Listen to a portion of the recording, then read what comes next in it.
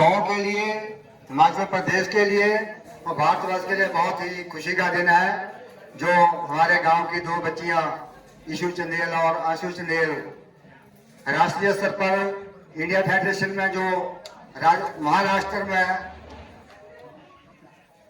ये भी स्पोर्ट्स हुई थी 2 से 4 तक, उसमें इन्होंने गोल्ड मेडल लिया है। तालियों के साथ इनका स्वागत करें।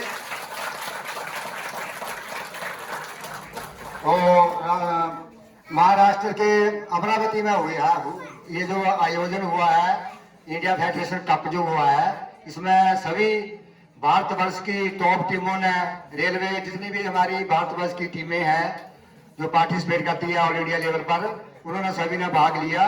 ये बहुत ही खुशी की बात है कि हमारे हिमाचल प्रदेश की लड़कियों ने हमारे हिमाचल का जो गौरव बढ़ाया है, एक नई पीढ़ी के लिए एक मार्गदर्शन किया है और गोल्ड मेडल लिया है। बहुत ही सराहनीय कार्य है, इसलिए इनके जितनी भी तालियां आप लगा सकते हैं वो कम है।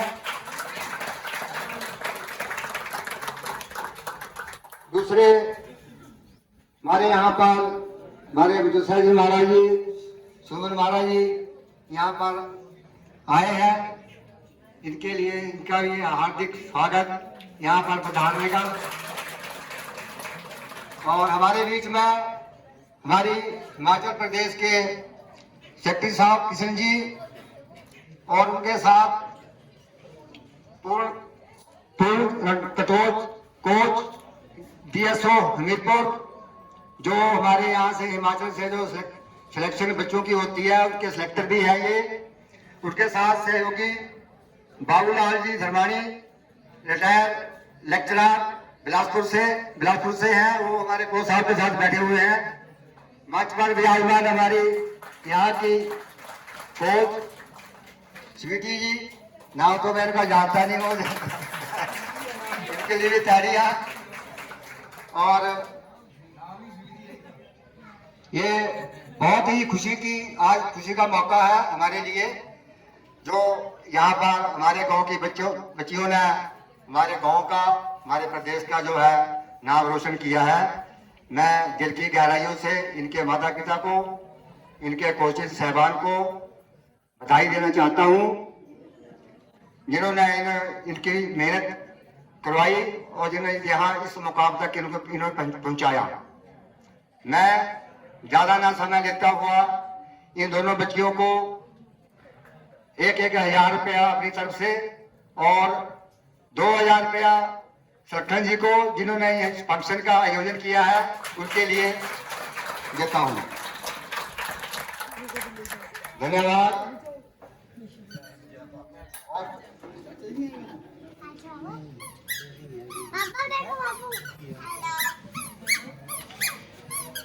Thank you. फादर साहब ने बहुत अच्छे शब्दों में ये पूरे प्रोग्राम की जो व्याख्या वो की है, उसके लिए मैं इनका धन्यवाद करता हूँ। सबसे पहले मैं धन्यवाद करता हूँ महासाध्वी मंजूषा जी महाराज, साध्वी सुमन जी महाराज। इनका बहुत आशीर्वाद हमारे गांव पे है, हमारे परिवार पे है। मुझे लगता है कि हमारे गांव से जब इस तरीके के संत यहाँ से निकले हैं, तभी मुझे लगता है कि हमारा गांव इतना प्रोग्रेस कर रहा है, इतनी तरक्की के ऊपर है। हर जब भी कोई इवेंट होता है, हमारे गांव से कोई ना कोई लड़का लड़की हमेशा हर इवेंट में होता है। तो मुझे लगता है महाराज जी आपका बहुत आशीर्वाद है हमारे गांव के ऊपर। और आज हम इस समारोह में इकट्ठा हुए हैं क्योंकि अंकिता चंदेल और ईशू शैली चंदेल, शैली है इसका नाम, तो काफी कम लोगों को पता होगा, तो इनका स्वागत समारोह है। बहुत बड़ी हमारे गांव के लिए, हमारे परिवार के लिए बहुत बड़ी बात है, क्योंकि फेडरेशन कप मैं आपको वैसे डिटेल में बता देता हूं कि नेशनल में जो बेस्ट 8 टीम होती है उनका फेडरेशन कप होता है, वहां पे मेडल लाना अपने आप में बहुत बड़ी बात है। तो इन दोनों के लिए बहुत बहुत बधाई, जिन्होंने वहां पे जाकर के अच्छा प्रदर्शन किया और मेडल लेकर के आए। और हमारे साथ ही हमारे हिमाचल के सेक्रेटरी श्री कृष्ण लाल जी भी यहाँ पे मौजूद हैं, इनका मैं बहुत बहुत धन्यवाद करता हूँ कि इन्होंने भी अपना आशीर्वाद बच्चों को दिया है। पूर्ण कटोच सर ये कबड्डी कोच हैं। जब मैं पहला नेशनल खेला था तो मैं इनके अंडर खेला था, NYK बोलते हैं उसको।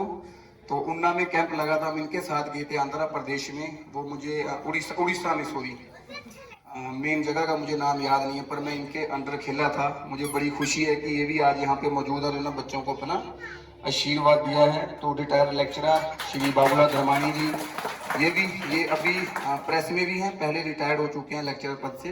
तो इनका भी बहुत बहुत बधाई इनको भी कि इन्होंने हमारे बच्चों के ऊपर आशीर्वाद बनाया और हमारे बच्चों पे हमेशा। आज दूसरी बात ये भी बता रहा हूँ कि आज यहाँ पे ट्रायल्स है हमारे बीच कबड्डी नेशनल के लिए, उनके लिए भी कोच साहब यहाँ पे आए हुए हैं, तो उनका भी बहुत बहुत धन्यवाद।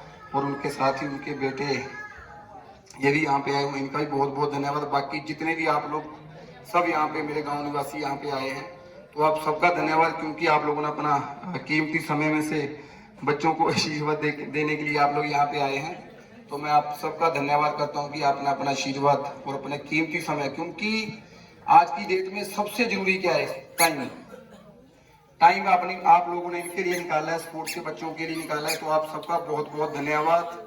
यहाँ पे हमारे कोच स्वीटी डोगरा जी, ईशू के भी कोच है वही, है ना, तो इनको भी बहुत बहुत बधाई कि इनकी गाइडेंस में ईशू खेल करके यहाँ पे मेडल लेके आई है।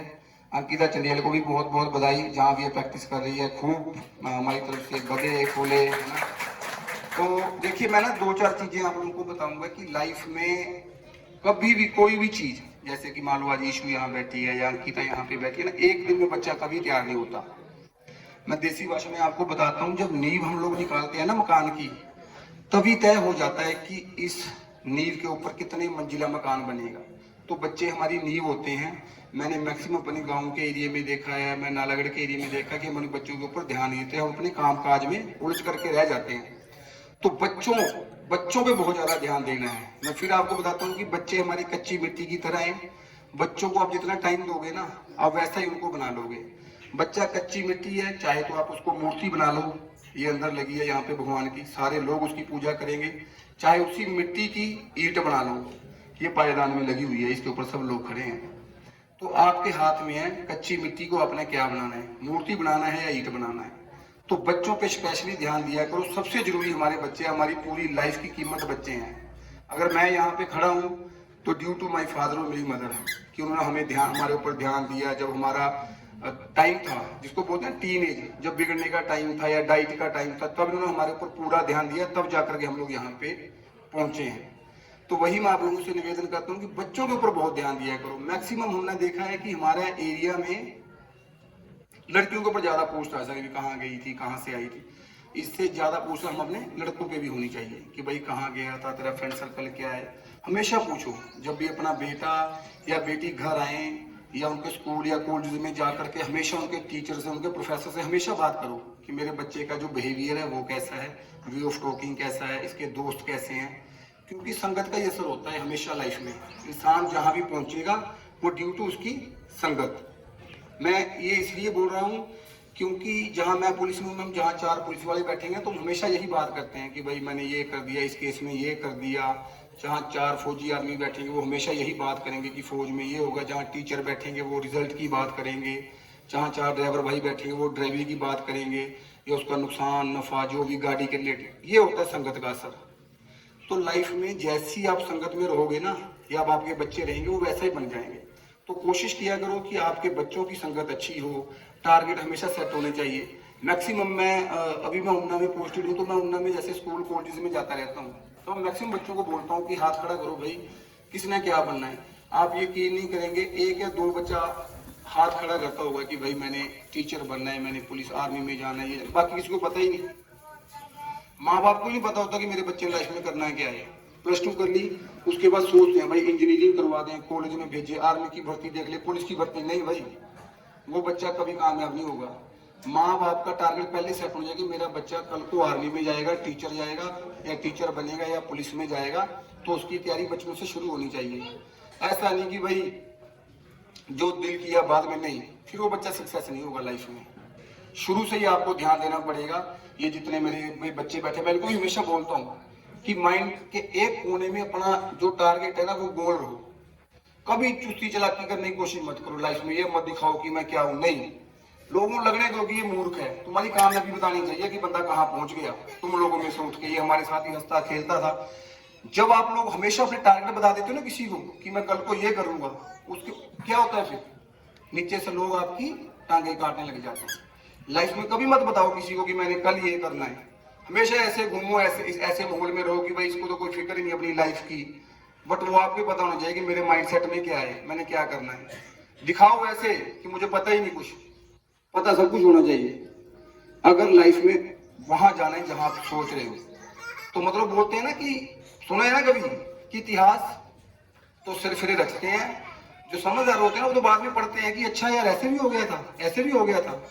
तो सरफिरे टाइप बनो, ज्यादा टेंशन लेने की नहीं, दिखावा कम करो, इन चीजों से बाहर निकलो दिखावे से। हमेशा हम मैक्सिमम जब हम कॉलेज जाते हैं, लड़कियां स्पेशली जब हम कॉलेज स्कूल जाते हैं, हमें लगता है ना कि बड़े सुंदर होके जाएं, बड़े अच्छे दिखें। नहीं, कोई जज नहीं करता आप लोगों को, कोई भी नहीं। मैं आज यहाँ पे मैंने क्या कपड़े पहने हैं, मैं अगर 10 दिन के बाद आपको पूछूंगा कि मैंने उस दिन ईशू का फंक्शन था या अंकिता का फंक्शन, उस दिन मैंने क्या पहना, तो आपको किसी को नहीं पता होगा। बट हम अपने आप में जज के आए हैं कि भाई ये कपड़े पहन के जाइए। नहीं, आपको कोई जज नहीं करता, आपके कर्मों के हिसाब कल को आपको जज करेंगे आप क्या हो, आप हो क्या, समझ लो। कभी कोई इंसान नहीं आपको जज करेगा। मैं आज DSP हूँ, मेरे पास बत्ती वाली गाड़ी है या कुछ भी है, मैं ऐसे बैठ जाऊँ, चाहे निक्कर में बैठ जाऊँ, नीचे चप्पल पहन के बैठ जाऊँ, रोक देगा कोई? कोई नहीं रोकेगा, क्योंकि मैं वहां पहुंच चुका हूँ। तो पहले अपने टारगेट सेट करो, फिर वहां पे पहुंचो, फिर आपने जो करना है लाइफ में करो, अभी नहीं। ठीक है? कभी ऐसे फील होता है भाई कि हम डाउन फील करते हैं। हम मैक्सिमम सब लोग मतलब मीडियम परिवारों से, गरीब परिवार से, हमें लगता है कि यार मैं अच्छी जगह नहीं हूँ, मेरे पास पैसे नहीं है, या मुझे मेरा बच्चा गरीब है, अच्छे स्कूल में नहीं पढ़ा, पता नहीं ये वहां पहुंचेगा नहीं पहुंचेगा। ऐसा कुछ नहीं होता। मैं यही इसी स्कूल में पढ़ रहा था। ठीक है? ये ना हम एक ना होते हैं ना एक्सक्यूज देना लाइफ में कि यार अगर वहां ना पहुंच पाओ तो ये एक्सक्यूज दे दो कि मैं तो गरीब परिवार में पैदा हुआ था, मेरे पेरेंट्स को नॉलेज नहीं थी। नहीं, भगवान की हर चीज बनाई हुई यूनिक है। अपनी लाइफ में कभी मत सोचो कि मैं कैसे परिवार में, मेरे बच्चे को सपोर्ट नहीं है। मैं हमेशा एक उदाहरण देता हूँ। ये अंगूठा देखा है आप लोगों ने अपना ध्यान से? देखा है ना? नहीं देखा तो इसको ध्यान से देख लेना। कितनी छोटी चीज है ये, यहाँ तक सिर्फ इस अंगूठा, अगर हम इसको फिंगरप्रिंट लेंगे ना इसकी, तो ये किसी की मिलेगी नहीं। इंडिया में 150 करोड़ से ऊपर आबादी है, 200 से प्लस देश हैं, 200 से ऊपर देश हैं। तो सोचो कितने लोग होंगे। अगर हम इसका किसी फिंगरप्रिंट लेंगे तो किसी का मिलेगा नहीं। मैं ये इसलिए बता रहा हूँ, जिस भगवान ने इतनी छोटी चीज बनाने में गलती नहीं की है, अगर आप लोगों को पैदा किया है तो उसने कोई गलती नहीं की है। वो सिर्फ वेट कर रहा है आप लोगों का कि आप लोगों की मेहनत कितनी है। तो मेहनत करनी है। कभी ऐसा नहीं हो सकता कि भगवान ने किसी को बहुत यूनिक बना दिया, किसी को कमजोर बना दिया। नहीं, जो पिता परमात्मा इतनी छोटी चीज बनाने में गलती नहीं कर सकता ना, वो ये गलती नहीं कर सकता कि आपको इंसान बना दिया, आपको पैदा कर दिया, फिर वो भूल गया। नहीं, उसने सब कुछ सोचा हुआ है। ये सोच सकता है किसी की लाइफ में बहुत ज्यादा स्ट्रगल लिख दिया हो, किसी में बहुत ज्यादा कम लिखा हो। मुझे जब मैंने खेलना स्टार्ट किया, मुझे 16 साल बाद अर्जुन अवार्ड मिला। कईयों को 3 साल के बाद मिल गया, 4 साल के बाद मिल गया। ये मैं समझ सकता हूँ कि कोई इंसान किसी काम को करने के लिए 1 घंटा लगाए, कोई 5 मिनट लगाए, कोई 2 मिनट लगाए, करेंगे सारे। ये हो सकता है कि टाइम थोड़ा लंबा और शॉर्ट हो सकता है। तो आप अपने आप में यूनिक हो, अपने आप को पहचानो, ठीक है, और फिर मेहनत शुरू करो। वो हर मुकाम आप लोग हासिल कर सकते हो जो आप चाहते हो। थैंक यू, ज़्यादा समय ले लिया भाई, गर्मी भी है। तो अभी कोई इशू बोलना चाहेगी भाई? इशू और अंकिता? नहीं, इशू बोलना कुछ? तो भाई दोनों मना करके भाई शर्मा रहे हैं। चलो अभी तो नेक्स्ट मैं आग्रह करूंगा अपने श्री कृष्णलाल कोच साहब से, जो हिमाचल प्रदेश के सेक्रेटरी हैं। इनके ही आशीर्वाद से ये बच्चे यहाँ तक पहुँची हैं, तो मैं इनका भी स्वागत करता हूँ। मैं इनवाइट करता हूँ सर, 2 शब्द जरूर कहें हमारे गांव के लिए, बच्चियों के लिए।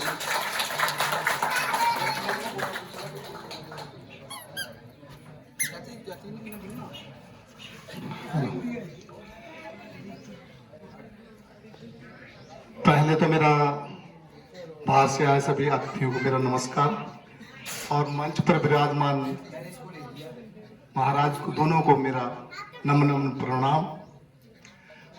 मंच पर विराजमान पद्मश्री अर्जुन से अवार्ड नवाजे गए अजय ठाकुर जी,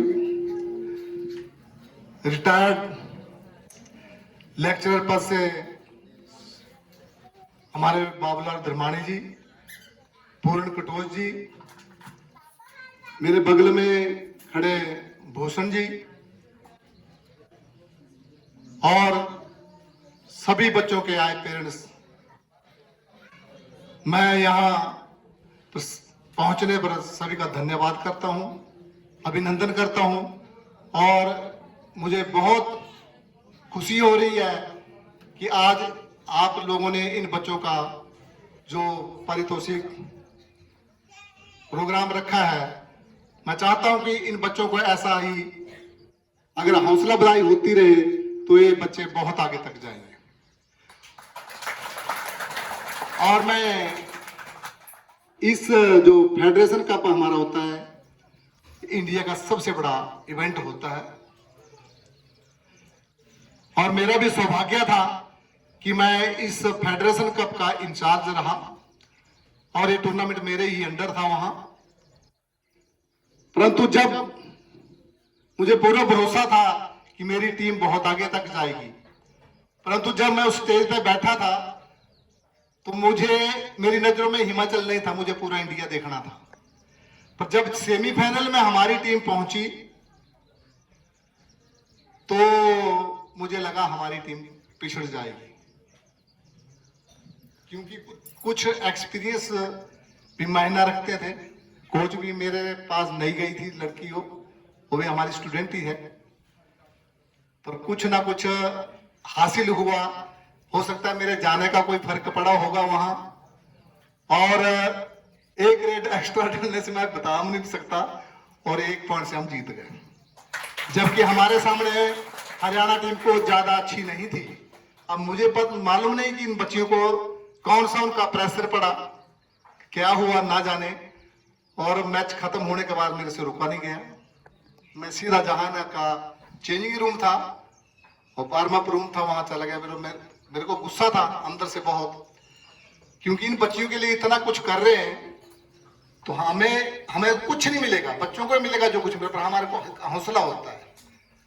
हो सकता है मेरे शब्द इनको बुरे भी लगे होंगे, पर जो मैंने इनको जोश भरा, बोला बेटा आज बदला लेने की जगह है, आज नहीं बदला गया तो कभी भी आप बदला ले सकते हैं रेलवे से।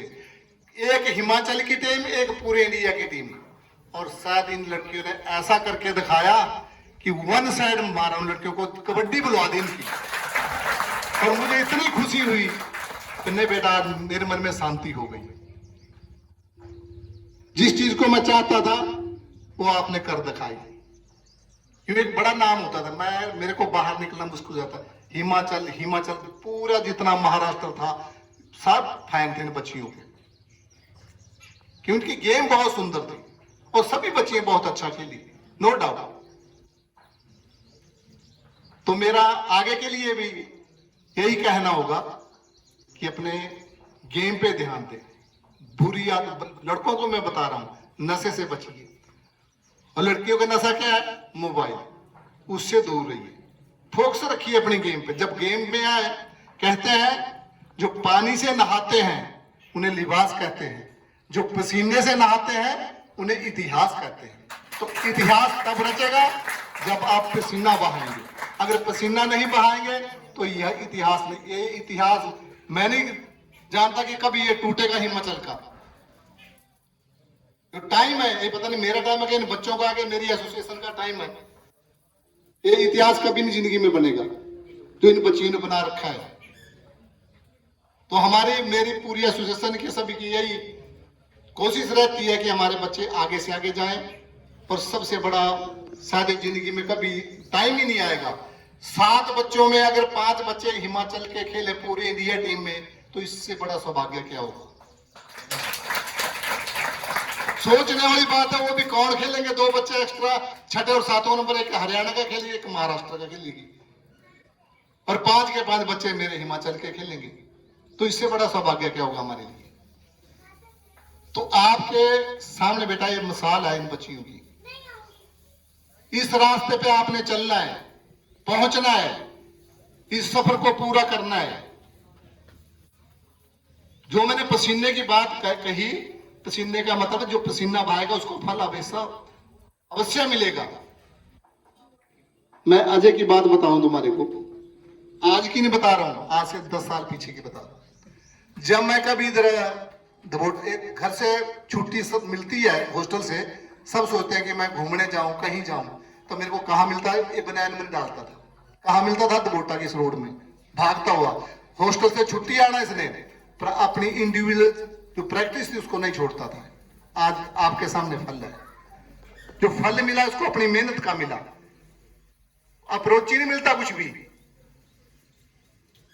अप्रोची लगे मिले तो पूरा हिमाचल ही बाहर चले जाए, सभी को अर्जुन अवार्ड में मिल जाए। और मैं थोड़ा सा गुस्ताफ भी माफ चाहता हूं। मेरे बड़े भाई छोटू राम जी, मैं इनका नाम लेना भूल गया, माफी चाहता हूं। आपका बहुत बहुत धन्यवाद, क्योंकि जो आप छोटे से टाइम में इतना ऑर्गेनाइज कर देते हैं, आप इसको बधाई के पात्र हैं। तो मैं ज्यादा ना कहता हुआ सभी का बहुत बहुत धन्यवाद करता हूं। और जय हिमाचल, जय कबड्डी। सीनियर सिटीजन बैठे हैं, मैं इनसे कहना चाहूंगा कोई 2 शब्द अगर बच्चियों के लिए बोलना चाहे तो प्लीज आप लोगों का वेलकम है। चाचा जी कुछ चलो भाई, बहुत बहुत धन्यवाद आप सबका। आप लोग यहाँ पे आए, इन बच्चियों को आशीर्वाद दिया। भाई वो सामने साक्षी दिख रही है, साक्षी के लिए भी भाई क्लैपिंग कर दो।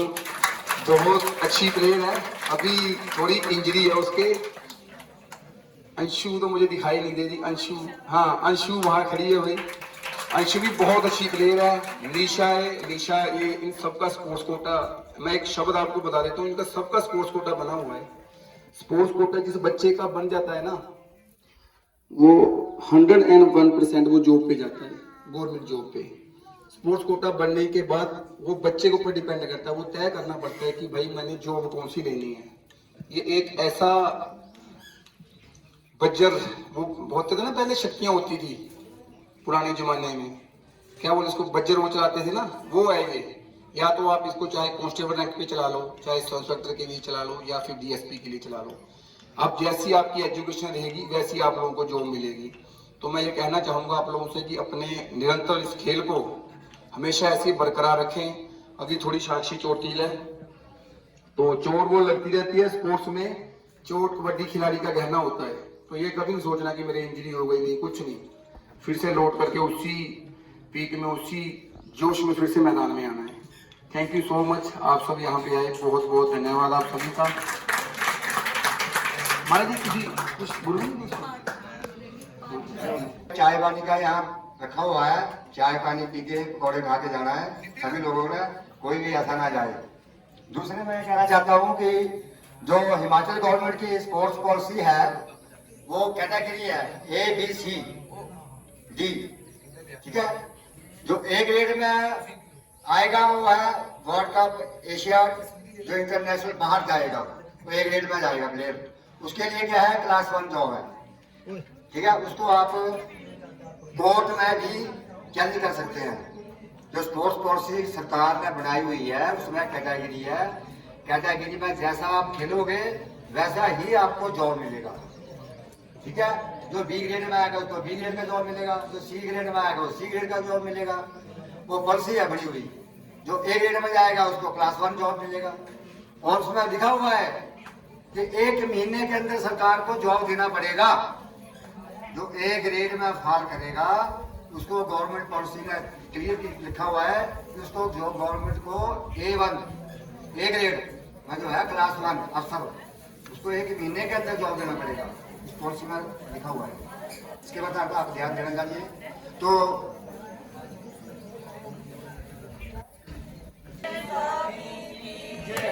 परम पूज्य गुरु जी महाराज साहब के चरणों में वंदना नमस्कार करने के अंतर है। गुरु कृपा से जो कुछ भी ग्रहण कर रही हूँ कुछ देर आपके समक्ष बोलने का प्रयास करूंगी। इतिहास कांच के टुकड़ों का नहीं, इतिहास कांच के टुकड़ों का नहीं हीरो का बनता है। इतिहास घास के तिनकों का नहीं तीरों का बनता है। जो जीवन के संग्राम में हिम्मत के हथियार डाल दे। इतिहास कायरों का नहीं हाथ पर हाथ धर के बैठने वालों का नहीं। इतिहास हिम्मत से बहादुरी से खेलने वालों का बनता है। इस प्रकार से आज बड़ी खुशी का मौका है, बधाई है सबसे पहले इनके गुरु को, इनके कोचिस को, इनके परिवार को और आप सभी को कि किस तरह से दोनों बच्चियों ने आज पूरे हिमाचल का, पूरे गांव का, अपने माता पिता का जहां नाम तो रोशन किया ही है उसके साथ साथ अपने जीवन का जो एक स्तर है, एक जो स्टेप है सक्सेस की ओर, ऊंचाई की ओर, अपने लक्ष्य को, अपने गोल को प्राप्त करने के लिए एक स्टेप और आगे बढ़ाया है। तो हमारे महाराज श्री जी जो इसी गांव से है, शायद सभी को पता नहीं है, कुछ को तो पता है, इसी गांव के इसी परिवार से जो 39 साल पहले निकले हैं और हर समय जो भी बच्चे निकलते हैं खेलने के लिए आगे जाते हैं और महाराज श्री जी को जैसे जैसे पता लगता है तो ये अपनी साधना में, अपने पूजा पाठ में बैठ जाते हैं और वहीं से जहाँ बैठे हैं वहीं से आपको एनर्जी देते हैं। आपको ज्यादा चोट वोट ना लगे, आप अच्छे से अपने खेल में कामयाब हो, अच्छा प्रदर्शन करो और सक्सेस को प्राप्त कर सको, आपका फ्यूचर ब्राइट हो, इसकी आशीर्वाद हमेशा ही शुरू से ही महाराज श्री जी अपना मुख देते और बांटते चले जाते हैं। जिसका जिक्र हमारे सोनू भाई अजय ठाकुर ने भी कहा, क्योंकि अब तो चलो थोड़े से ये बड़े हो गए हैं और बिजी भी हो गए हैं, पर मुझे वो भी समय याद है कि जब ये साथ साथ बिहार भी कराते थे या चलते भी थे और मौज मस्ती भी करते थे। चलो बड़े होना और बिजी होना भी समय और उम्र के साथ जरूरी है। इनके जो बच्चे हैं आगे छोटे बड़े वो भी इनके नक्शे कदमों पर आगे बढ़ रहे हैं। तो जैसे बात तो सभी ने कह दी है, सबसे पहली बात ये कहना चाहूंगी अपनी नेगेटिविटी को खत्म करेंगे। यदि फेलियर भी हो गए हैं, थोड़ा पीछे भी रह गए हैं, कोई मैच हार भी गए हैं तो नेगेटिव नहीं होना है। अपनी सोच को हमेशा पॉजिटिव रखना है। हिम्मत और हौसले से अपनी उस फेलियर से भी हमें क्या लेनी है, शिक्षा लेनी है। अपनी कमी को ढूंढना है कि हम कहाँ गलत थे, कहाँ कमी रह गए और दुगने चौगने उत्साह से उस कमी को दूर करके अगले मैच में सफलता हासिल करने की कोशिश करनी है। दूसरी बात, थोड़ा नशे पत्ते के लिए तो जैसा माहौल हम सुनते हैं उससे बचेंगे तो जीवन भी, आत्मा भी, समय भी, परिवार भी सभी क्या रहेंगे, सेफ रहेंगे। मोबाइल में जितना टाइम देंगे उतना टाइम यदि अपनी एनर्जी को, दिमाग की पावर को हम पूजा पाठ में लगाएंगे। आप जिस जिस भी इष्ट को, परमात्मा को, गुरु को मानते हैं, थोड़ा सा टाइम उन्हें याद करने के लिए, उनके सिमरन के लिए लगाएंगे तो उनसे वो पावर, वो शक्ति, वो आशीर्वाद, वो ब्लेसिंग्स आपको मिलती रहेगी, आपके साथ जुड़ जाएंगे। फिर दुनिया की कोई भी ताकत, कोई भी इधर उधर की हवा, या कोई भी जादू मंत्र, या कोई भी टोना टामन, या किसी की ईर्ष्या चुगली आपको पीछे नहीं हटा सकती है। बस थोड़ा सा पूजा पाठ, जोश और हिम्मत, मेहनत और पुरुषार्थ, होश और विवेक, नशे और दुर्गुणों से दूर रह करके हम इसी तरीके से मेहनत करेंगे, पुरुषार्थ करेंगे, बड़ों का मान सम्मान करेंगे तो अवश्य क्या होते चले जाएंगे, आगे बढ़ते चले जाएंगे। हमेशा आप तरक्की करें, आगे बढ़े, हौसला रखें, हिम्मत रखें। और सभी जो बैठे हैं आज, जैसे इनके फंक्शन में आशीर्वाद देने के लिए आए हैं, आप सभी के फंक्शनों में भी हम क्या है, आशीर्वाद देने के लिए आए। आप भी जो नीचे बैठे हैं, कल परसों तरसों को ऊपर क्या है, चेयर पर बैठे हैं, यही मंगल कामनाएं और आशीर्वाद सभी के लिए है।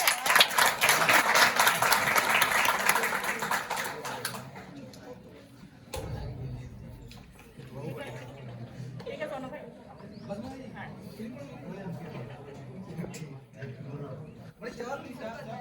और साथ में जितने भी मेरे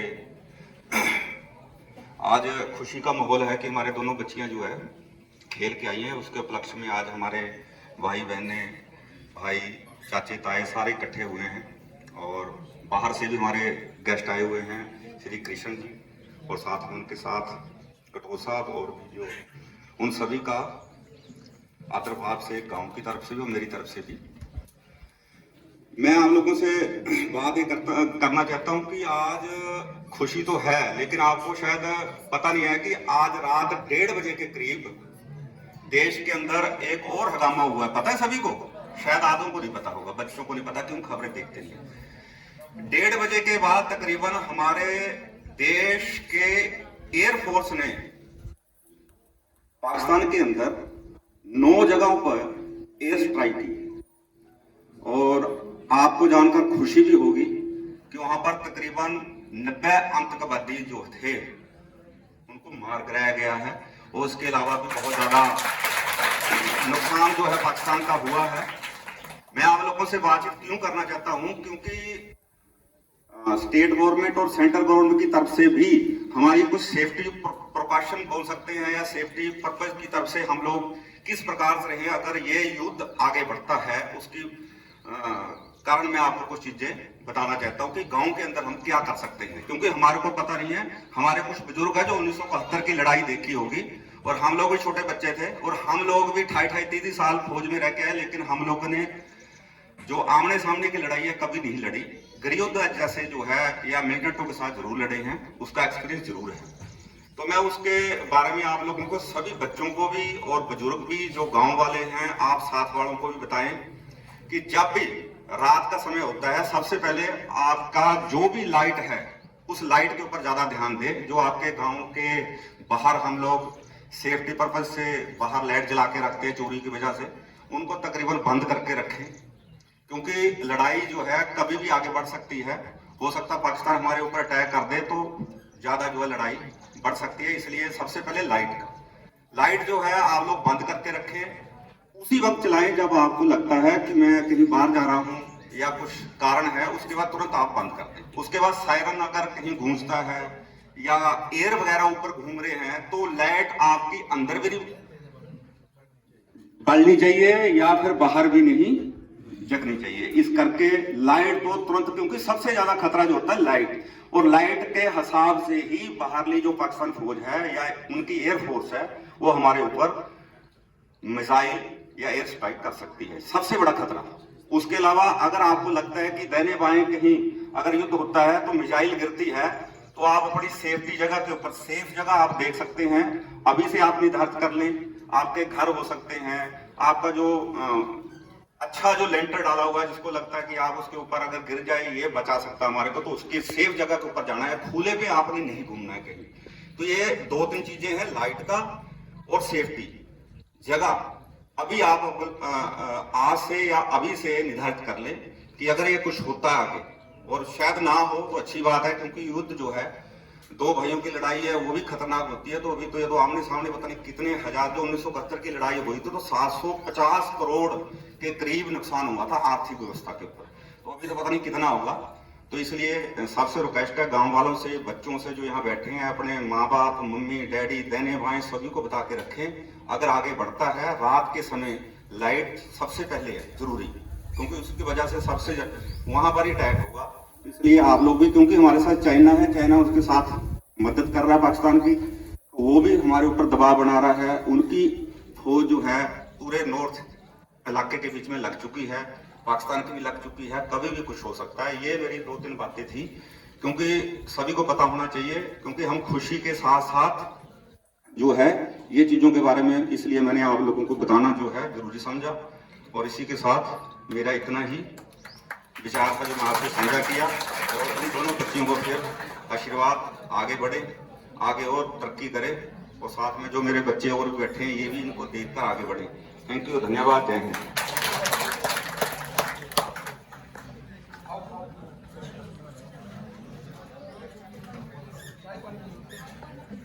मुकेश भाई ने बचाव के लिए, रक्षा के लिए ये बताए हैं कारण। तो इसके साथ साथ ये भी कहना चाहूंगी कि सभी की जुबान पे एक मंत्र होना चाहिए, ओम उसब। ओम उसब, क्या? ओम उसब। सभी की जुबान पे ये हो, ओम उसब। कोई संकट, कोई हमारे ऊपर कोई कुछ नहीं हो सकता, सभी सुरक्षित रहेंगे, अपना जाप लगातार सभी करते रहेंगे। इन शब्दों के साथ बलि भगवान महावीर स्वामी जय। जतारी मंगलम, अरिहंता मंगलम, सिद्धा मंगलम, साहू मंगलम, केवलिक नतोधमो मंगलम।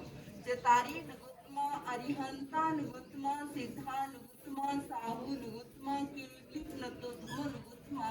जतारी शरणं पवज्जामि, अरिहंते शरणं पवज्जामि, सिद्धे शरणं पवज्जामि, साहू शरणं पवज्जामि। चारे शरणे सुख करणे, मंगल करणे, भव प्राणी आदे अक्षय